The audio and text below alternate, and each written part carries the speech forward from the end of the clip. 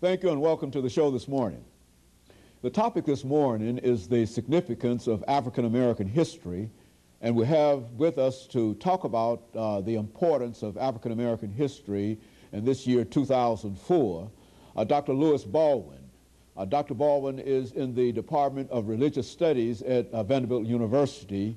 And of course, Dr. Baldwin, let me welcome you to the show this morning. Thank you very much. Glad to be here. And of course, Dr. Baldwin, we've had you on a number of occasions, and you've given us so many excellent shows. As a matter of fact, I'm reminded of a show that we did quite a while ago with the wife of James Earl Ray. It was called The Assassination of James Earl Ray, and I still think that was one of the better shows. It was a highlight show.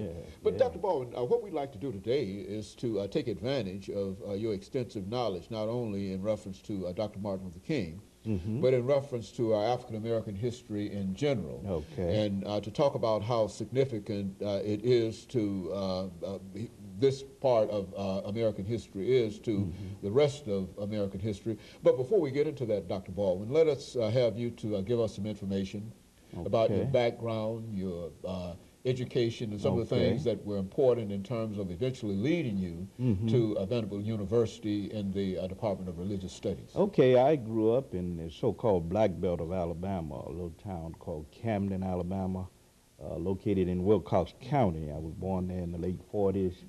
I was educated in the segregated school system there. I finished high school in 1967 and matriculated at Talladega College in Alabama, and I was there from 67 to 71. I had an opportunity to participate in some of the student demonstrations at that time, and I saw a lot of what was going on during the movement, and was inspired to pursue a life of scholarship in the academy. So when I finished at Talladega, I went to Crozet Theological Seminary, and from there I went to Northwestern University, where I received a PhD in 1980. But my whole educational quest, if I might call it that, was inspired by what I saw during the Civil Rights Movement in the 50s and the 60s. And I developed a particular interest in African American studies. In college, I majored in history, and much of my focus was on African American history. I did an MA in Black Church Studies at Crozet Seminary, and when I left there to do a PhD at Northwestern, I focused on the history of Christianity, but with a particular emphasis on the Black church. And so you've had extensive knowledge in terms of not only American history, but specific in reference to African American history, religious history. Dr. Baldwin, what I'd like to do is to have you to give us some information, because this is the beginning of African American History Month. At one time it was called Negro History, and et cetera, et cetera. Why don't you give us some information as an historian in reference to the very idea of African American History Month, or Negro American History Month, or whatever it was called. That's right. As you well know, this particular celebration developed with Carter G. Woodson, who's known as the father of Black history, somewhere around 1915. At the very beginning, it was called Negro History Week, and later, of course, African American History Month.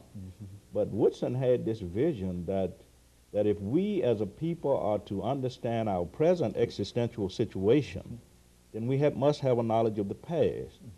He felt in 1915 that African American history and culture had largely been ignored, not only in the public square but by scholars, that even African Americans had not given serious attention to it, with few exceptions. So Woodson wanted to go on record as developing Negro History Week, later Negro History Month, as a way of keeping us informed about who we are and what we should be about in terms of our own struggle for liberation.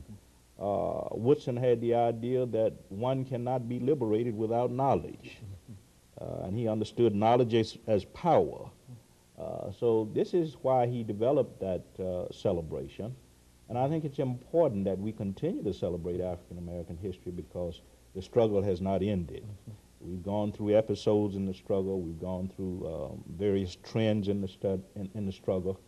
But we must understand that the struggle for liberation is in large measure a struggle for the liberation of the mind. Very good. And it is also an intellectual struggle. And I think Woodson understood that. You know, Dr. Baldwin, we're making preparations for our first commercial break, but since we're talking about the significance of African American history, let's have you, when we come back, to start at your activities involved in the civil rights movement, Okay. and to sort of give us some idea now in 2004 Yeah. as to what it really meant to march and sit in and et cetera. Of course, That's we'll right. be back with our audience following this very short commercial break.